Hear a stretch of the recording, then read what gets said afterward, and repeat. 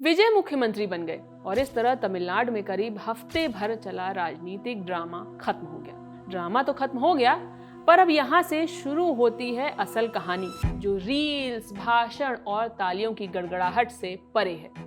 कहानी ये कि विजय ने जो बड़े बड़े वादे चुनाव से पहले किए, उसे पूरा करने के लिए पैसे कहाँ से आएंगे। विजय खुद ऐसी बात कह रहे हैं जो उन्हें उनके ही गेम में फंसा सकता है। विजय ने मुख्यमंत्री बनने के बाद कहा कि राज्य की जो माली हालत है उस पर वो एक व्हाइट पेपर लाएंगे, मतलब दूध का दूध और पानी का पानी करेंगे। आवाम को दिखाएंगे कि स्टालिन की सरकार किस हाल में राज्य को छोड़ कर गई है। विजय का आरोप है कि 10 लाख करोड़ रुपए के कर्जा राज्य पर है। पर यहीं आता है कहानी में ट्विस्ट। अगर 10 लाख करोड़ का कर्जा है तो फिर आप अपनी योजनाओं के लिए करीब करीब 1 लाख करोड़ कहां से लाएंगे। इंडिया टुडे के अविनाश कतील ने इस हवाले से एक स्टोरी की है।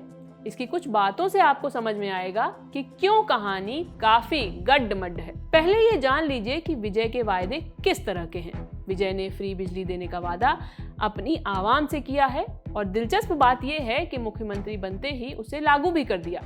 घरेलू उपभोक्ताओं को हर 2 महीने के लिए 200 यूनिट बिजली अब तमिलनाडु में फ्री हो चुकी है। इसके अलावा उन्होंने महिलाओं की सुरक्षा के लिए विशेष रैपिड रिस्पांस पुलिस फोर्स और नशे पर लगाम लगाने के लिए एंटी नारकोटिक्स यूनिट बनाने का आदेश दे दिया है। एंटी नारकोटिक्स यूनिट और विशेष रैपिड रिस्पांस पुलिस फोर्स के लिए क्या खर्चा आएगा, इस पर तो जानकारी अभी सार्वजनिक तौर पर मौजूद नहीं है। पर बिजली फ्री करने में उनको करीब 1730 करोड़ रुपए सालाना की जरूरत होगी। ये वो बखूबी जानते होंगे।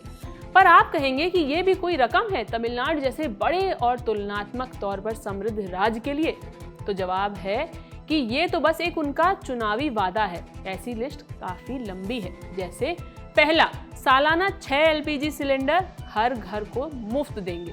दूसरा, 15,000 रुपए सालाना उन बच्चों को देंगे जो पढ़ाई पूरी नहीं कर पाते और ड्रॉप आउट की कैटेगरी में चले जाते हैं। तीसरा, शादी में मदद के नाम पर सोना और साड़ी का वादा। चौथा, स्टार्टअप के लिए 5 लाख रुपए का लोन, तो बिजनेस के लिए 25 लाख रुपए तक के कर्ज का वादा। पांचवा और सबसे बड़ा वादा, वैसे बेरोजगार जो ग्रेजुएट हैं उन्हें 4,000 रुपए हर महीने, तो डिप्लोमा होल्डर्स को 2,500 रुपए प्रति माह देने की योजना। और भी बहुत कुछ विजय ने कहा होगा, पर हमने आपको मोटे में बड़े वादे बता दिए। इन वादों को पूरा करने के लिए विजय को पिछली सरकार की तुलना में करीब 52% और पैसे खर्च करने पड़ेंगे। स्टालिन की सरकार करीब 65,000 करोड़ रुपए वेलफेयर स्कीम्स में खर्च कर रही थी, यानी अब कम से कम 35,000 करोड़ रुपए और की जरूरत होगी। कुल 1 लाख करोड़ रुपए सालाना विजय जुटाएंगे तो इन योजनाओं को चला पाएंगे। और जैसा विजय का कहना है कि राज्य पर 10 लाख करोड़ रुपए का कर्ज है, तो सवाल है कि जो व्हाइट पेपर विजय ला रहे हैं वे उन्हीं के लिए रेड फ्लैग तो नहीं है। तमिलनाडु में व्हाइट पेपर लाने का इतिहास काफी पुराना है। 2021 में स्टालिन मुख्यमंत्री थे। वो पिछली सरकार पर व्हाइट पेपर ले आए। बताया कि 5.7 लाख करोड़ रुपए के राजकोषीय घाटे में उन्होंने छोड़ा है। अब विजय का ही आरोप है कि राज्य को 10 लाख करोड़ के घाटे में छोड़कर स्टालिन गए हैं। तो विजय के वादे इस कर्ज को और बढ़ाएगी या कम करेगी, इस पर आप अंदाजा लगा सकते हैं। अब तो ये देश भर में छा गया है, पर तमिलनाडु की राजनीति में लोक लुभावन वादे और चीजें देने की कहानी पुरानी है।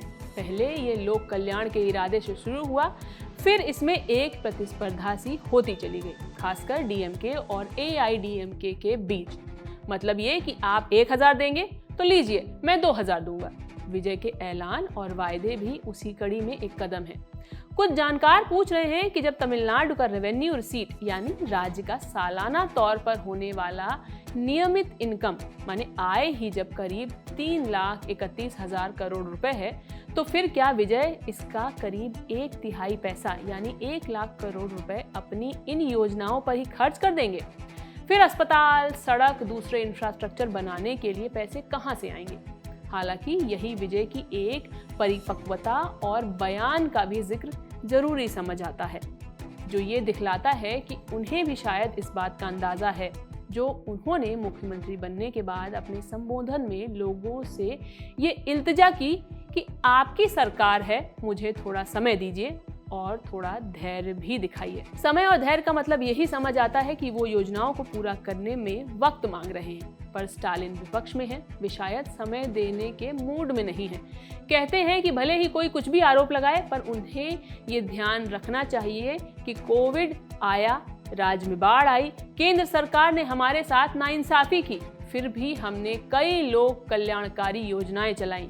विजय पर उनका इल्जाम है कि हमने फरवरी के बजट में ये बता दिया था कि राज्य की आर्थिक स्थिति कैसी है। बावजूद इसके विजय ने ऐसे बड़े बड़े वादे कर लोगों के साथ धोखा किया।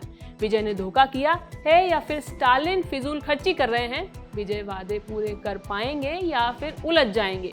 खबर पर जो भी अपडेट आएगा लल्लन टॉप आपको बताता रहेगा। खबर लिखी है मेरे साथी शुभम ने, मैं हूं शिवानी। बने रहिए दी लल्लन टॉप के साथ। शुक्रिया।